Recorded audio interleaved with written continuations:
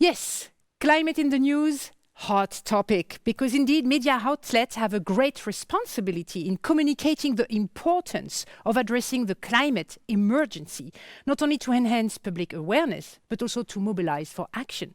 So we have now great experts: Amalie Kestler, head of the national desk, Politiken in Denmark, Charlie Phillips, head of the video, The Guardian, and the discussion will be moderated by no less than reporter Amalie Atkin herself, the author and founder of Heated, a daily newsletter dedicated to original accountability reporting and analysis on the climate crisis. So they will discuss together recontextualization, resetting priorities, and the shift on the language and narratives currently employed in the news.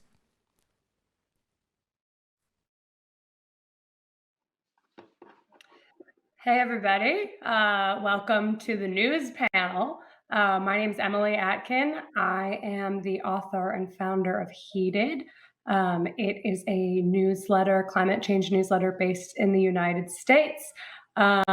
It's really my honor and joy to be here today with Charlie Phillips, the head of video for The Guardian, which has really been leading the way in shifting the urgency of climate change coverage in the news media, and Amalie Kestler, who's the head of national desk at Politiken in Denmark, which is really setting an example for integrating climate coverage into all of its different areas of coverage.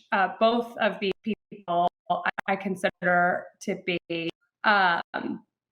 really helping us in the news media start to think of climate change not just as a really niche story, like some little science or even just an environment topic, but as a topic that affects every single part of our daily lives and really deserves coverage in every single part of the news stories that we tell every day. So welcome, guys. I'm really happy to have you here. I would love if we could just start this discussion about climate storytelling in the media, which tends to be a controversial topic. Why don't you just let people know a little bit about what your job really looks like on a day-to-day basis? Like, take us into what is it? What do you do? I mean, how are you telling stories on a day-to-day basis? We can start with, let's start with Amalie, and then we'll go to Charlie. Thank you so much, Emily, and thank you for having me. I'm the head of the national desk at Politiken, and my day is very varied. I lead a team of about 30 journalists writing about everything from education to politics, and quite a few of them about climate change also. So my job is really varied, but I've been leading our refocusing of our climate coverage at Politiken, and we have done a quite intensive work on this the past 3 years in refocusing our climate change coverage. And I'm really happy to be here and to be able to share some of our experiences with you guys. Thanks, Amalie. Charlie, want to give us your day in the life? So I'm head of video at The Guardian, so I look after all moving image on and off the Guardian website. So that can be anything from documentaries to news video to culture video to sport video. Everything kind of comes across my desk, and we have a team of about 35 in-house video producers, as well as working with people outside of the building. And some of those stories are on the climate crisis, and some of them aren't, obviously, but ideas around the climate crisis and environmental activists tends to run through a massive amount of everything that we do across all departments, including video.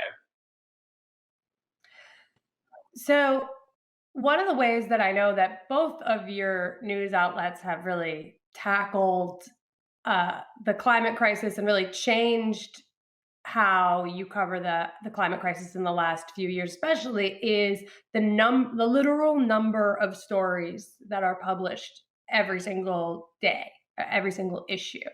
Um, I Charlie, you and I were talking about before this panel about how the Guardian at one point had an environmental story every 3 hours. Yeah, that's right. Yeah, we did which an is audit of our environmental coverage. Yeah, we did an audit of our environmental coverage last year as a kind of, putting a stake in the ground to say, like, we're in this for the long term. And we worked out that it was approximately every 3 hours. And I think you see that when you look at the front page of our website or the front page of the newspaper as well. Like, there's almost always a climate crisis story there, or several climate crisis stories. It's kind of it's one of the things that we're most impassioned by, and it's one of the things that our readers and audiences want us to cover. Yeah, and Amalie, you said something similar too, which is that your readers really want to see like a bigger scale of coverage, and that you have facilitated that by making reporters in all, not just in your climate desk, but in throughout the newspaper covering Yes. climate. Can you tell us about that? Yeah, definitely. What we did in 2018 was we refocused the climate coverage. Before that time, we were more telling maybe systemic stories, political stories. And we wanted to keep that, but we also had a feeling that we could reach a broader audience and a lot more diverse audience by telling different stories. So we did that by launching a first climate campaign, which was called Our Climate, where we kind of went into our individual lives. We wanted to share hopes and solutions also,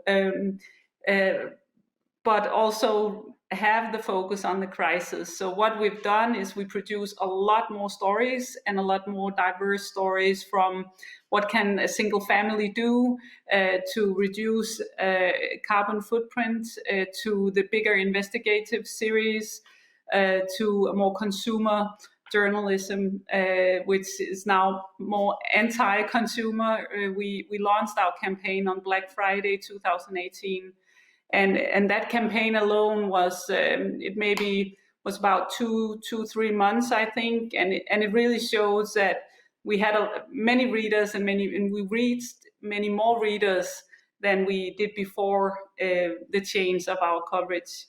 So now we do the systemic political stories, which are really important, but we also do all kinds of different stories. And the writers that were writing about architecture, about food, about our travel section, that we rebranded it to focus more on climate-friendly traveling, things like that. So yes, we broadened the whole scope of the way we were writing about it.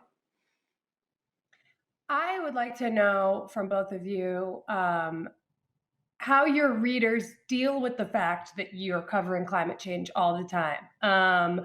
Because, here in the US, where I'm based, we often have this discussion that climate change stories don't get good ratings. They're not good, they're not interesting, or they're not, like, people are not reading them. Or if you do too much, people will tune out. Like, they're not going to pay attention anymore. So how are you balancing all these stories with like actual success of readership? How are you finding your readers' reactions, Charlie? They really love it. I mean, we do it because it's right, but we also do it because they're interested. I was just looking there, actually. So in 2020, we published 3,000 articles under the environment tag, and we had 100 million readers. So that's a lot, obviously. And they really respond to it. Like, we see really higher than average attention times for any story about the climate crisis. And some of those stories have been some of our biggest articles of the last few years. So Naomi Klein did a big, long read article for us about how party politics and the kind of political movements can interact with direct action activists, and it was really fascinating. and it had one of our longest attention times of the year. And that really goes especially for longer form journalism. So they don't just want to read like anything about the climate crisis. They want to read about it in detail, and they're particularly interested in articles around solutions. So just picking up on what Amalie said there, if we write something about traveling through Europe without using the plane, it'll do really, really well, because people are really eager to be able to help to kind of change their consumer choices, to change their lifestyles. So I think we're quite lucky that we have a big readership who are deeply engaged with this and are encouraging us to do more of it. Amalie, do you want to jump in? Yeah, we see the same thing. Our readers are very concerned about the climate, and they also do want to read about it. But obviously, we also see that some stories do better than others, because that's what I'm hearing you also saying, that maybe if the story is too technical, that it won't get as many readers. So we try to balance the systemic with the more close to home stories, so to speak. And then obviously, like we've always done, we try to tell the story compelling and interesting. And our experience is that actually climate does a lot better than we initially thought it would. We can see that in the numbers, that our readers do want to read about climate. But it's the same thing, even if you write about other political topics or other topics, people really want to read stuff that they can mirror themselves in. And then sometimes they go really deep into a long read about climate change. But our experience is that our readers do want it, and our younger readers also want to read about climate. We had, the Fridays for Future movement that we covered very closely. And we actually had a parliament election in 2019 where the government made this 70% emission goal and emission cut goal. And that was brought about a really engaging time in Denmark, where young people took to the streets, also obviously the whole world. But it made a difference in Danish politics. Often what people want to read, though, is not what they need to read about. And I find that that's a really, that's a tough balancing act to do as a journalist, is giving people the news that they want to read versus the news that is really important for them to make decisions in society. And of course, people want to read about, how to travel without a plane or how to reduce their carbon footprint. But when we're talking about the climate crisis, I think it's pretty well known at this point that what needs to happen is a more systemic change to society, and that we have a lot of bad actors in society that if we can change individually all we want, if they continue emitting, polluting, being corrupt, all that kind of stuff, then it doesn't matter what stories we're telling about how to reduce your own carbon footprint, right? So how are you conveying urgency on the systemic level? And what is resonating with people? How are you getting that message across? We can jump in either one. Charlie, I don't know. We can start with you. Yeah. Shall I jump in? So it's a part of the whole of the Guardian's mission to hold power to account. And so that's kind of what we're doing every day, whether it's on the climate crisis or human rights or anything else. And our readers expect that of us. But what tends to be a bit more effective for us is focusing on the things that people can do every day. And I'm not necessarily talking about things like taking the train instead of the plane. I'm kind of talking about what activists are doing, how people can band together on a kind of mass level to influence their governments. And we've really found that focus on activists and activism and what people can do on a kind of local and national level is the thing that really seems to empower our readers the most. because what we really want to avoid is a sense of hopelessness in our readers, which I think you can get when you've spent years of writing about Trump's lack of climate policies. You don't want people to feel detached from it. You want people to feel a sense of hope, and you want to feel like there is some kind of action they can take. So I'm kind of, in a way, like, I'm not totally answering your question, because what I'm saying is we do report on the systemic things. We do report on polluting companies. We do report on leaders with really bad climate policies. But we always want to then develop that into a kind of guide for our readers on how they can join mass activist movements on a kind of, small scale at home, but a kind of big scale in terms of things like the Fridays for Future movement. And that, yeah, we just want to give people a sense of hope as well as criticizing those in power. That's what I'm saying. And I think that you're really your point is really important here, and I think I used to be a political reporter, and you can't choose what your readers want to read. You can't tell them what to read, but what you can do is you can give them what they should be reading, and then try to make it as compelling as possible. And then you can start as a media outlet. You have a responsibility to feed the discussion. We host debates. We write about this all the time, and we write about it from as many angles as we can, in order to get people engaged also. So in that sense, I agree with Charlie. We need to give people hope, but we also definitely need to cut into some of the really tough questions here. And what we did last year was a big investigative campaign on climate credits and climate compensation.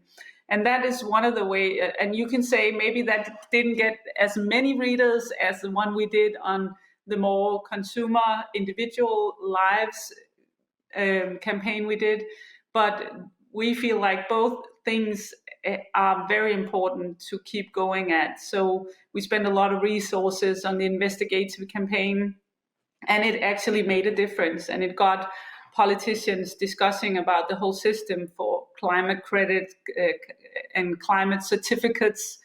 So in that sense, we just try to do climate journalism as many levels possible to raise awareness and to keep the discussion going. And we believe that is a way to get more people invested in this.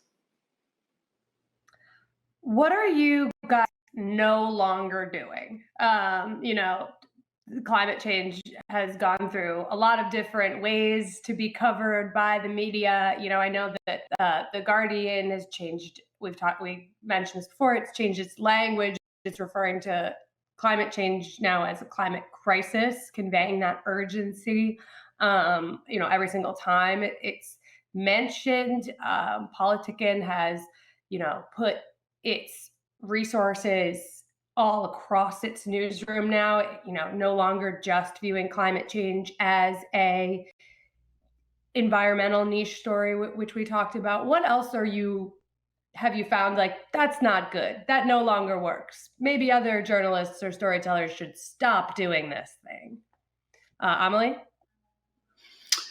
Well, I think what we do is we really work hard to try to use language that is not as systemic as we did before, but that's not the same as not diving into systemic issues. So I would say, I think we write more compelling, and maybe before we had more systemic stories that were also systemic in the language. So we try to work with the systemic stories and really try to tell them in the way that we get the systemic story told, but we do it we use cartoons a lot in Politiken, we use our design, we use visuals, so maybe not as many words, maybe a lot more also emphasis on the visuals. So I think that's the biggest change, because what we did was actually we just write a lot more on this topic from many angles. Right. You're saying like a bigger focus on really the storytelling aspect and not just being like, this carbon plan has this in it and it has this in it because the scientists say this next paragraph. You know, you're trying to create narratives, whether they be visual, through writing, all that kind of stuff. I totally agree with you that works much better. Charlie, what are you no longer doing? Yeah. So there's the language thing. Like you mentioned about climate crisis, not climate change. Like we'll also refer to global heating rather than global warming. We'll talk about wildlife rather than biodiversity, climate science denier rather than climate skeptic. So kind of trying to have more like, I suppose like more aggressive language to show the scale of it. The other thing will be like if it's like a really like unusually hot day, for example, we, unlike most of the British newspapers, won't do the kind of few what a scorcher thing that the tabloids would do, celebrating the fact it's really hot, or even kind of making out that if it's really cold, that's some like freak event. We'll talk about it in relation to the climate crisis, and we'll say like, this is really weird that we have this extreme weather happening here in the UK. This, like, scientists think that this is happening because of this particular phenomenon. And so it's really like avoiding making any climate related freak event out to be like an unusual freak event. It's like part of the system. It's what we're expecting to happen. And that I think now is like bedded into the instincts of all of us at The Guardian. It's super important. Yeah.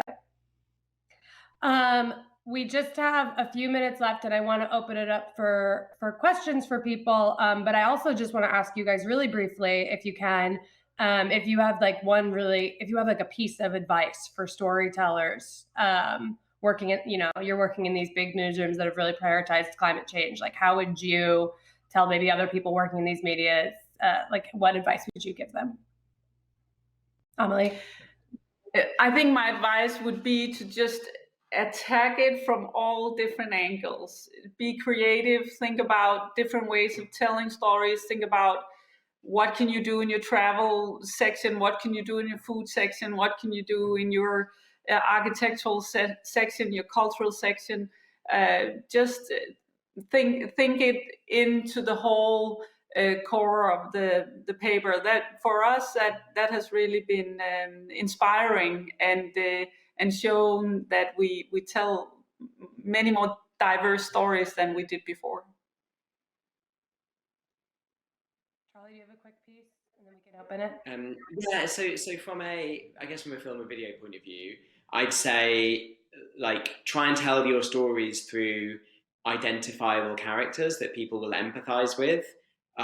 We found that really successful with our film and video on this, that if people can see a character on screen who they feel a relationship with and feel is kind of taking the action that you as an audience member would want to take, that can really help. It can make things seem more achievable, and like I said earlier, give that sense of hopefulness. Great. Okay, so I have a question from the audience. You guys ready? This is from Krishan Arora. Images that you use in the news. So do people still want to see the spectacular images that illustrate the climate crisis, like fires, floods, industrial chimneys, or do they more want to see the hopeful images of where we want to end up? What's resonating more? Anyone feel free to jump in. Yeah, well, maybe I think Charlie will be the right one to start answering this. Yeah, I'll just be brief. Like, we try and have a mix. That's like the obvious answer. That sometimes you need to shock people. Sometimes you need to give them some sense of hope and resolution. I don't think you can avoid the shocking things and the shock and awe. Like, I think people do need that, and I think especially in the UK, when we now have severe flooding in multiple places every single year, and people need to see those really shocking images of people like not being able to go back into their homes and having their like livelihoods destroyed. You can't just make it seem nice. You need to like get across that it is a really urgent crisis, but like you kind of do have to do both of them, or like I said earlier, people will just completely lose any sense that there can be a resolution. Yeah, I agree. I think we saw we felt at some point there was a bit fatigue for those pictures, or like people didn't maybe click as much on those stories as at the other ones. But at the same time, we feel the same. Of course, we have to show them, and we have to show the consequences of the climate crisis. So it's not something that we really it changed the way we show the pictures, because we still do. Yeah, I mean, from my personal experience, you have different types of readers are compelled by different types of things, and you do have two different realities happening, and which is one is like a big crisis, and one is there is hopeful stuff. So you got to cater to all of your readers, and you have to be honest about the fact that this is a crisis. It might be, you might feel like you're tiring people out with all of the bad news, but this is bad news. The way that I've approached it is just like, it's not. I didn't feel free to jump in. We have about 30 seconds left, but it's not our job to tell you to like try and coddle this for you. It's our job to tell you what the reality is. Do you guys see it? Yeah, I totally agree, because most of the rest of the media is making it out to be not as big a deal as it really is. And because we're news organizations that care about this, we do need to keep telling the truth. Yes, I agree. Yeah. It's a really important topic, and we have to tell it as realistically and as truthful as possible. And we try to do that every day. Awesome. Well, thank you guys both for being a part of this panel. It went super quickly, as we thought it would. I look forward to seeing and watching more of your coverage, and seeing other people, other storytellers mimic the urgency, scale, variety that you guys have shown. So thanks so much. Thank you. Thanks, Amalie. Bye-bye.